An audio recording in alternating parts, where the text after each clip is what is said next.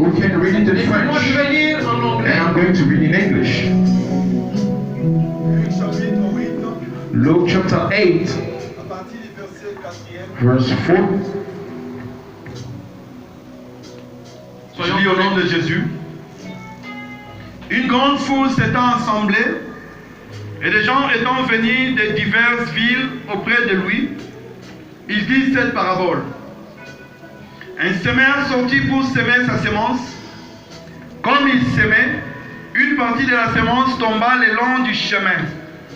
Elle fut foulée aux pieds et les oiseaux du ciel la mangèrent.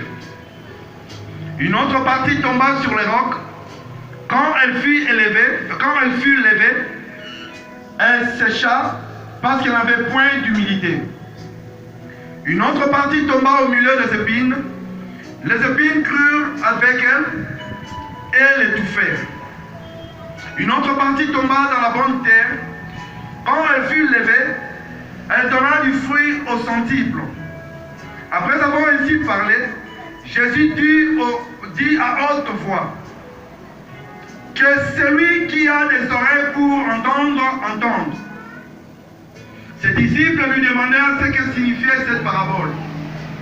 Il répondit, il vous a été donné de connaître le mystère du royaume de Dieu, mais pour les autres cela leur est dit en parabole, afin qu'en voyant ils ne voient point, et qu'en entendant ils ne comprennent point. Voici ce que signifie cette parabole. La semence, c'est la parole de Dieu. Ceux qui sont le long du chemin, ce sont ceux qui entendent, puis le diable vient et enlève de leur cœur la parole, de peur qu'ils ne croient et soient sauvés. Ceux qui sont sur les rocs, ce sont ceux qui, lorsqu'ils entendent la parole, la reçoivent avec joie, mais ils n'ont point de racines. Ils croient pour un temps, et ils succombent au moment de la tentation. Ce qui est tombé parmi les épines, ce sont ceux qui, ayant entendu la parole, s'en vont et la laissent étouffer par le souci, la richesse, le plaisir de la vie, et ils ne portent point de fruits qui viennent à maturité.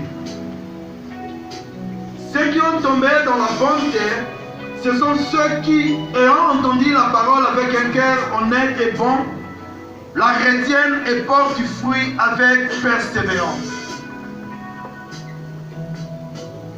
Alléluia. Amen.